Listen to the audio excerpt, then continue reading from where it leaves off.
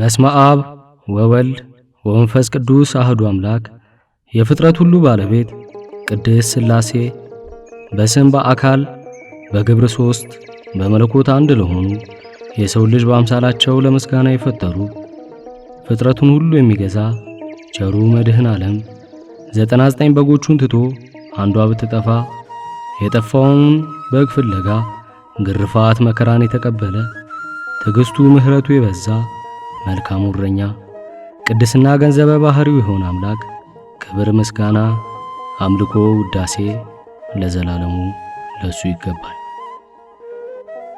አትለይምና የአምላክ እናት ነገረ ድህነት የተዋህዶ ምስጢር የንጽህና ምስክር መልህተ ጸጋ ለተጠማ ውሻ የራራች ቅድስት ድንግል ማርያም ለስም አጠራሯ ክብር ምስጋና ይገባል። ለጌታችን ለመድኃኒታችን መድህን ዓለም ክርስቶስ የልደት በዓል እንኳን አደረሰን እያልኩ አብሬያችሁ የምቆየው ወልደ ገብርኤል ስነ ቅዱስ። ተወልደ ነዋ መድኃኔ ዓለም የፍቅር መፍሰሻ ምንጭ የሰላም ሰውም በአምሳሉ እንዲኖር ወደደ በቃሉም እንዲሄድ ፈቀደ። እስመ አልቦ ነገር ይሳንሆ ለእግዚአብሔር የሚሳነው ነገር የለምና ሊያስተምረን ንጉሡ መጣ በደና። ንጉሡ የተደበቀውን ይገልጣል የተገለጠውንም ይሸፍናል። ንጉሡ የወደደውን ያደርጋል ማንስ ችሎ ይታገለዋል? መሳሪያው ፍቅር ነው ሰላም የለኮሰው ፋና ለዘላለም አይጠፋም። ብርሃኑ ያበራል በዓለም የኔ መድኃኔ ዓለም በዙፋኑ ሆኖ በመንበር ፈለገ አሻተተ ከምድር ጠለ ምሕረቱን አርከፍክፏል። እንባችን ደርቆ የትንሣኤ ዘመን በኪዳነ ምሕረት ተመልሷል። ድንግል ማርያም ናት እናቱ ቅዱስ ገብርኤል ነው አብሳሪ ትብሲቱ። በኢትዮጵያ ምድር በግዕዚቷ ሰውና መላእክቱ በአንድነት ለምስጋና መገኘቱ ቅዱስ አንተ እወ ቅዱስ አንተ ቅዱስ አንተ እወ ቅዱስ አንተ ቅዱስ አንተ እወ ቅዱስ አንተ እርሱ ምስጉን ነው ለዘላለም ልዑል ነው። ቤቱ ግድግዳው በውሃ መሰረቱ በደም በላይ ያለው የንጉሡ ቤት ዛሬ ማደሪያ አጥቶ የውሃ ግድግዳ የደም መሰረት ነበረ የላይኛው የንጉሡ ቤት ዛሬ ማደሪያ አጥቶ ተወለደ በበረት። በእጁ የያዘ ሞትንም ሕይወት አየ መተፋት ግርፋት የተነሳ በእኛ ኃጢአት መድህን ዓለም ፍቅር ጎትተው ወደ መስቀል ሞትም አደረሰው። ሚስጥረ ትንሣኤንም ሊያሳየው ወደደ። ቶማስን ችንካሩን አስዳሶ ያመንኩን አለው። እግዚአብሔር በጻድቁ እንደተገለጠ እወቁ እንዳለ መዝሙረኛው ንጉሥ ዳዊት ጻድቅን በጻድቅ ስም የሚቀበል የጻድቁን ዋጋ ይወስዳል ይላል በተስፋ ቃሉ። ደጋግ ቅዱሳን አባቶቻችን አርአያ አድርገን የእነሱን ተጋድሎ ምግባር እንድናስቀጥል የአምላካችን ቅዱስ ፈቃድ ይሁንልን እያልኩ በድንቅ አጠራሩ ወደ ቤቱ ከጠራቸው ሀብት ንብረታቸውን ትተው መስቀሉን ተሸክመው ከተከተሉት መካከል ስለ ታላቁ አባት አቡነ ኪሮስ ይሆናል። ልመና ክብራቸው ከምናምን ከኛ ከልጆቻቸው ከሕዝበ ክርስቲያኑ ጋር ለዘላለም ይሁን። አቡነ ኪሮስ ከንጉሥ አብያና ከእናታቸው አንሰራ ተወለዱ። ደጋግና ቅዱሳን ወላጆቻቸው እግዚአብሔርን በመፍራት እየኖሩ በነበረበት ወቅት ይህንን የተመረጠ ልጅ ተሰጣቸው። ጻድቁ አባት አባ ኪሮስ ከመባላቸው በፊት ዲላሶር ተብለው ይጠሩ ነበር። አባታችን ከታላቅ ወንድማቸው ቴዎድሮስ ጋር በሚኖሩበት ጊዜ አባታቸው ስለሞተ ሀብቱን ከወንድማቸው ጋር በመካፈል ለድሆች መጸወቱ። መንፈስ ቅዱስም ኪሮስ ብሎ ጠራቸው። ለብዙዎች አባት ትሆናለህ፣ በቃልህም እንክርዳድ ይነቀላል። የአንድ ቀን መንገድ ሂድና ገዳማዊ መነኩሴን ታገኛለህ፣ ከእርሱም ልብሰ ምንኩስናን ተቀበል ተባሉ። እንደታዘዙትም በሄዱ ጊዜ ከአንዲት በዓት የራስ ጸጉራቸው እስከ እግራቸው የሚደርስ ግርማቸው የሚያስፈራ ገዳማዊ አባት ወጡ። ልጄ ኪሮስ ሆይ መነኩሴ ለመሆን ወደዚህ መጣህን? ሲሉ ጠየቋቸው። አባ ኪሮስም ግርማቸውን እያደነቁ አዎ አባቴ እያሉ ቀርበው ተባርከው 3 ቀን ከቆዩ በኋላ አባ በበኑዳ ትንሽ ደመናን ጠርተው በዚያ ላይ በመሆን አስቄጥስ ገዳም በመሄድ የምንኩስና ልብስ ተቀብለው በዚያች ደመና አባ ኪሮስ ወዳሉበት ቦታ ደረሱ። ያመጡትን አልባሰ ምንኩስናም ለአባ ኪሮስ አለበሱ። አባ በብኑዳ ሁል ጊዜ በሰርክ ሰማያዊ ህብስትና ጽዋ ወይንን ቅዱስ ሚካኤል እያመጣ ይሰጣቸው ነበር። አባ ኪሮስም በዚያ ለአባ በብኑዳ እየታዘዙ ሲኖሩ አንድ ቀን ገዳማዊ ሰው ወደ አባ በብኑዳ መጥቶ ምንም ነገር እንደሌለ አይቶ ምን እንበላለን ቢሉ አምላካችን ይሰጠናል እናምናለን አሉ። አባ በብኑዳ የእንግዳ መነኩሴም በልባቸው ይህ መነኩሴ እንደኛ ሰው አይደለምን እያሉ በጥርጣሬ ቢያስቡ አባ በብኑዳ በጸጋ አውቀው ለምን እንዲህ አስባሉ አባቴ? እኔም እንደርሶ በደለኛ ኃጥእ የሆንኩ መነኩሴ ነኝ አሉ። እየተነጋገሩ ሳለ የሰርክ ጸሎት ደርሶ በህብረት ገቡ። ፈጽሞ ደስ የሚል መዓዛ መጣ። ወዲያውኑ የተዘጋጀ ህብስተ ጽዋ ወይንን ይዞ ቅዱስ ሚካኤል በግርማው መጣ። አባ በብኑዳ ተቀበሉ። እኛ እንግዳ መነኩሴ ግን አላየሁም ነበርና አሁን አስቀድሞ ያልነበረ ይህን ጽዋና ህብስት ከየት አገኙ? የባህታዊ መሰሪ ነው መሰለኝ እያሉ በልባቸው ክፉ አሰቡ። አባ በብኑዳም ለምን እንዲህ ክፉ ያስባሉ አባ አሏቸው። መነኩሴውም ደንግጠው አድንቀው መመገብ ቀጠሉ። እኛ እንግዳ መነኩሴ ግን ከዚያ ህብስተ ሰማይ ቆርሰው በልብሳቸው ደብቀው ወደ አስቄጥስ ገዳም ይዘው ሄዱ። በዚያ ያሉ መነኩሴንም ሰብስበው ያን በረድ የሚመስል ህብስተ ሰማይ ያሳዩአቸው። አባ የታገኙት ቢሏቸው በዮርዳኖስ ገዳም ውስጥ በብኑዳ የሚባል መሰሪ ሰው አለ፣ ኑ ተከተሉኝና ታመጡት ዘንድ ወደዚያ ልውሰዳችሁ አላቸው። ይህን ሲነጋገሩ ቅዱስ ሚካኤል መጥቶ ያን የህብስት ቁራሽ ወደ ሰማይ ወሰደውና በልዑል እግዚአብሔር ፊት ሰገደ። እግዚአብሔርም መልካም አገልጋይ ሆይ የተቀደሰውን ለውሻ የሰጠ በብኑዳ ክፉ አደረገ፣ ስለዚህም በአንበሳ ተሰብሮ እንዲሞት አደረኩ። ይህንንም በረከት ይከለከላል። ይህንንም ህብስት በበረሃ ላለ ፊሊሞና ለሚባል መነኩሴ እስከ ዕለተ ሞቱ ሲሳይ እንዲሆነው ስጠው አሉ። ቅዱስ ሚካኤልም እንደታዘዘው አደረገ። የአስቄጥስ ገዳም ቅዱሳንም እኛን መነኩሴ እኛን ማን መርማሪና ፈራጅ አድርጎ ሾመን አሉት። በዚህ ጊዜም አዘኑና ወደ ማደሪያቸው ሄደው ታንቀው ሞቱ። አባ በብኑዳም ይመጣላቸው የነበረው መና ቀረ። 3 ቀን ያህል ምንም ሳይቀምሱ ከቆዩ በኋላ እያለቀሱ አባ ኪሮስ ልጄ ሆይ ሰይጣን ወደ ማደሪያችን ገባነ፣ ያገኘንስ ነገር ምንድነው አሉ። አባ ኪሮስም እኛ መነኩሴ መጥተው ከሄዱ በኋላ እግዚአብሔር ተቆጥቷል፣ አባ በብኑዳም የእግዚአብሔር ፈቃድ ይሁን አሉ። ከዚያም አባ ኪሮስ ፍሬን እየሰበሰቡ ይመለሱ ነበር። አባ በብኑዳ ግን በቀንም ሆነ በማታ ከበዓታቸው ሳይወጡ ይጸልዩና ይሰግዱ ነበር። እንዲህ እያሉ ሲኖሩ አንድ ቀን የዕለት ሲሳይ ፍለጋ አቡነ ኪሮስ ወደ አንድ ሀገር ሄደው ሳለ የኬልቄዶን ንጉሥ ሞቶ ሕዝቡ ሁሉ እየጮህና እያለቀሱ ምድርን እየረገጡ ብዙ የፈረሰኛ ሰልፍ ተሰልፎ በአስክሬኑ ላይ ድባብ እየዘረጉ ካህናት በማጠንት በፊቱና በኋላው እየዘመሩ ባየ ጊዜ ወንድሜ ይህ የማየው ነገር ምንድነው ብለው ጠየቁ። የኬልቄዶን ንጉሥ ስለሞተ ነው። አባ ኪሮስም ለሞተ ሰው ይህን ያህል ይደረጋልን? እኔስ ንጉሥ ለልጁ ሰርግ ያደረገ መስሎኝ ነበር አሉ። አልፈው ፍሬያቸውን ሰብስበው ወደ ማደሪያቸው በደረሱ ጊዜ አባ በብኑዳ አጽማቸው በየቦታው ተበታትኖ በሳ ሲበላቸው አዩ። በጣም አምርረው አለቀሱ። ጌታ ሆይ ለምን እንዲህ ታደርጋለህ? ፍርድ መልካም አይደለምን? በንግስና በመብልና በመጠጥ በደስታ የኖሩትን በክብር እንዲቀበሩ ታደርጋለህ። ስለ አንተ ሲሉ አባትና እናትን፣ ሚስትን፣ ልጆችን፣ ደስታን ሁሉ ትተው በበረሃና በዋሻ በጾምና በጸሎት የኖሩትን ደግሞ ስጋቸውን ለዱር አራዊት ትሰጣለህ። የአንተ ፍርድህን ሳልሰማ ከዚህ እንዳልነሳ በሕያው ስምህ እምላለሁ ብለው መሬት ላይ ተኙ። 40 ዓመት ሲሞላቸው ግማሽ ስጋቸው አለቀ። ጌታችን መድህን ዓለም ክርስቶስ በመልአክ አምሳል ተገልጾ ተጋዳይ የሆንክ አርበኛ ኪሮስ ሆይ ሰላም ላንተ ይሁን ተነስ ሲላቸው አባ ኪሮስም አንተ ማነህ መልአከ እግዚአብሔር ኮንክ በስመ አብ ወወልድ ወመንፈስ ቅዱስ አሐዱ አምላክ በል አሉት። መድኃኔ ዓለምም በስመ አብ ወወልድ ወመንፈስ ቅዱስ አሐዱ አምላክ አለ። የአባ ኪሮስ ስጋቸው ከመሬት ተጣብቆ ነበርና መነሳት አልቻሉም። መድኃኔ ዓለምም አንቺ ምድር ስጋውን አትያዥ ቢላት ፈጥና ለቀቀች። አባ ኪሮስም መድኃኔ ዓለም እንደሆነ አወቁ።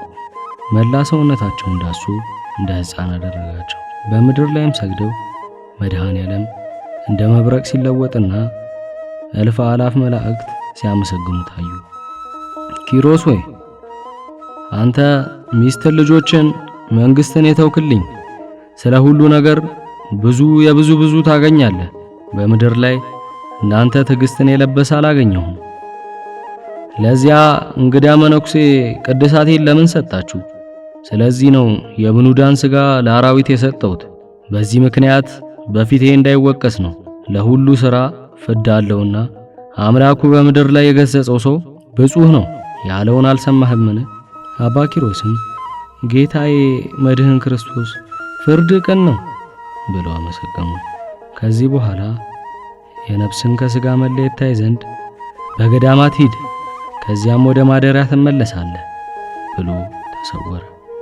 አባ ኪሮስም በንጉሡ በመድኃኔ ዓለም ክርስቶስ ታዘው ደብረ ባሳት በደረሰ ጊዜ ቤተ ክርስቲያንን ተሳልመው የቅድስት ድንግል ምስለ ስዕል አይተው ከዓይኖቻቸውን ባያፈሰሱ ወላዲተ አምላክ አስቢኝ ቢሏት ምስሊቷም ኪሮስ ሆይ መምጣትህ መልካም ነው፣ የአባትህን አጽም ትጠብቅ ዘንድ ወደ ማደሪያ ተመለስ አለችው። ይህንንም ሰምተው ከምስሏ ፊት 700 ስግደት ሰገዱ። እንግዳ ነህና ይብቃህ፣ በምህረት መዝገብም ተመዝግቦልሃል የሚል ቃል ኪዳን ሲሰሙ እጅ ነስተው መስፈርስ የሚባል ሕማም ለብዙ ጊዜ ታመመና በምድር ላይ ወደ ወደቀ ሰው ሄዱ። በራስጌውም ቅዱስ ሚካኤልን፣ በግርጌው ቅዱስ ገብርኤልን፣ በቀኙም ቅዱስ ሩፋኤልን፣ በግራውም ቅዱስ ሰዳክኤል በክንፋቸው ጋርደው አዩ። እነርሱም በገዳዮች ፊት ሞትን የማይፈራ አባት እንዴት ነህ ብለው ሰላምታ ሰጧቸው። እሳቸውም ተገርመው እናንተ በልዕልና ነዋሪዎች ሆይ በዚህ ለምን ተቀመጣችሁ አሏቸው። እነርሱም ይህንን ድሃ እንድንጠብቀው ከእግዚአብሔር ዘንድ ታዘናል፣ አምላካችን እስከሚያሳርፈው ድረስ አሉ። ከዚህም በኋላ ወደ ታመሙ ሰው ተመልሰው በዚህ በሕመም ምን ያህል ዘመንህ ነው ብለው ጠየቁት። ታማሚውም ከታመምኩ 20 ዓመት ሞላኝ አባ አለ። አባ ኪሮስም አበምኔቱና የገዳሙ መነኮሳት ግን ይጎበኙሃል ብለው ጠየቁት። ታማሚውም አባቴ ሆይ የለም፣ ፊታቸውን ካየው 15 ዓመት ሞላኝ አለ። ቀጥለው አባትህ ማን ነው? እናትህስ ማን ናት ብለው ጠየቁ። አባቴ የኬልቄዶን ንጉሥ ነው፣ እናቴም ንግሥት ናት። በአባቴ ቤት ያሉ ሰዎች ወርቁንና ብሩን ቀጭኑንም ልብስ ከመብዛቱ የተነሳ በእግሮቻቸው ይረግጣሉ እያለ ተከዘ። አባም ጥያቄውን ቀጠል አድርገው ወደዚህ ገዳም ማን አደረሰ? እርሱም እንደ እርሱ ያሉ 2 ሰዎች ወደ አባቴ ቤት መጥተው ከዚያ አደሩ። እኩለ ሌሊትም ሲሆን ፊቱ ብሩህ የሆነ ሰው ወደ እኔ መጣና ሚሳኤል ብሎ ጠርቶ ሲነጋ ተነስተ ከነዚህ ቅዱሳን ጋር ሂድ አለኝ። እኔም ወጥቼ ወደዚህ ገዳም ደረስኩ አለ። አባ ኪሮስም የአባቱን የአባ በብኑዳን የሌሎችን በቤተ መንግሥት ተው የመነኑ ቅዱሳንን ሁኔታ እያነሳ አጽናናው። እግዚአብሔርም የሚወደውን ይገስጻልና አትዘን አሉት።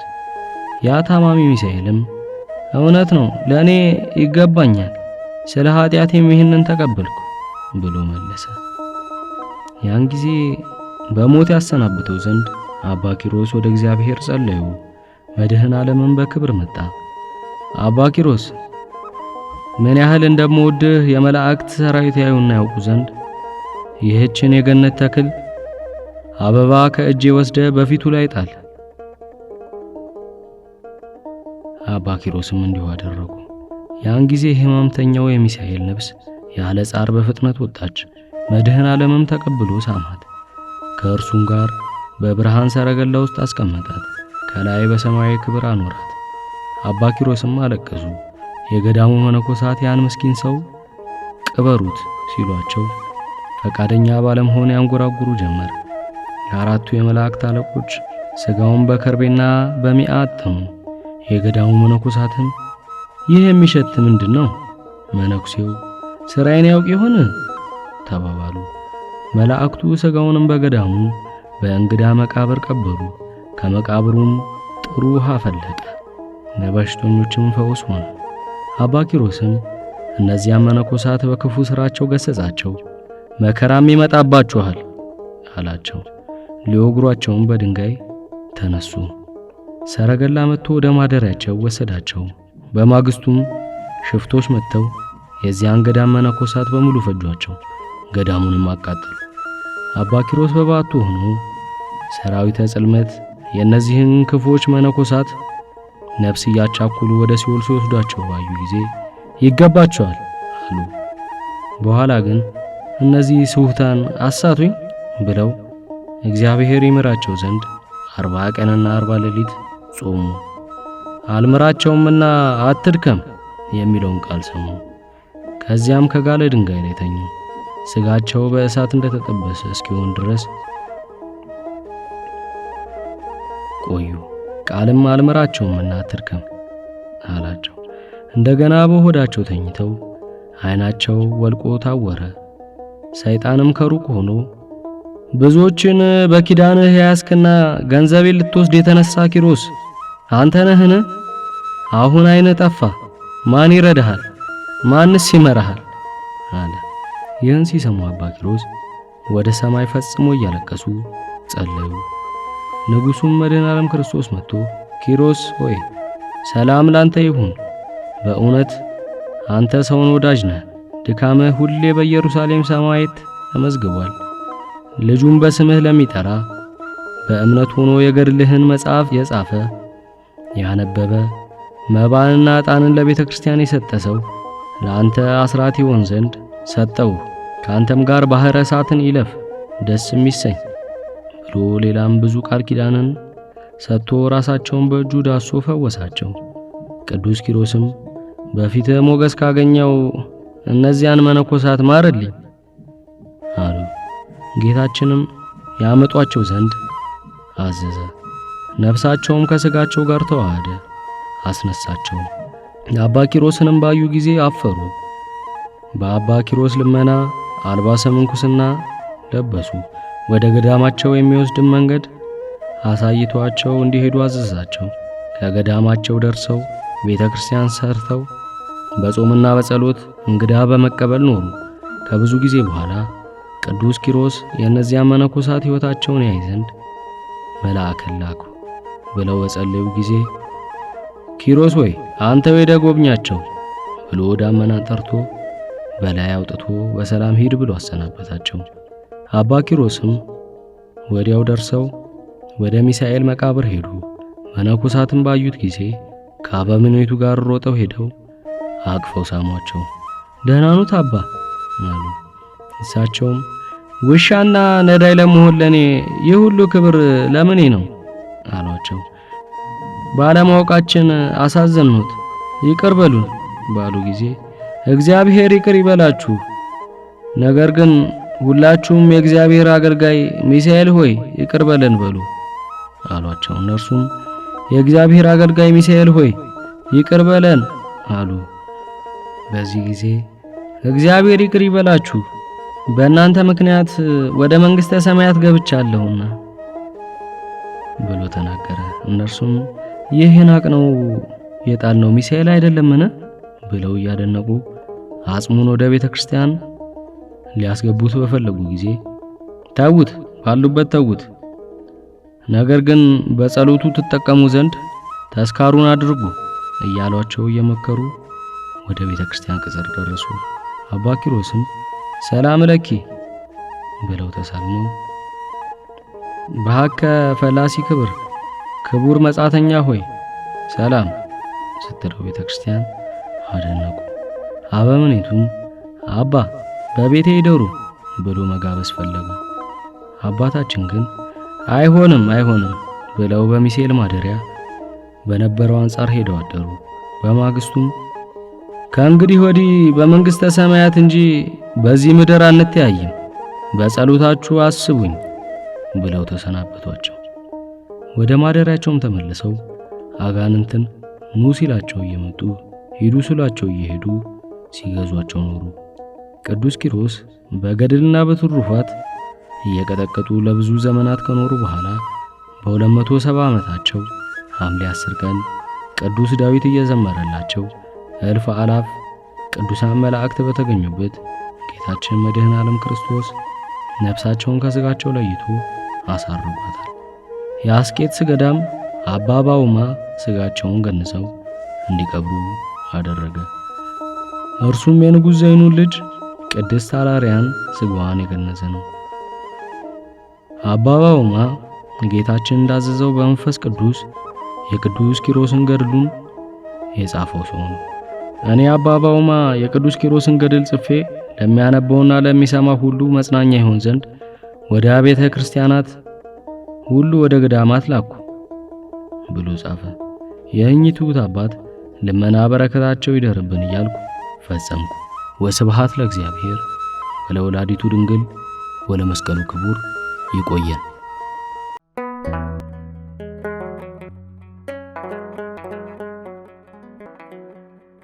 ዘኢትዮጵያ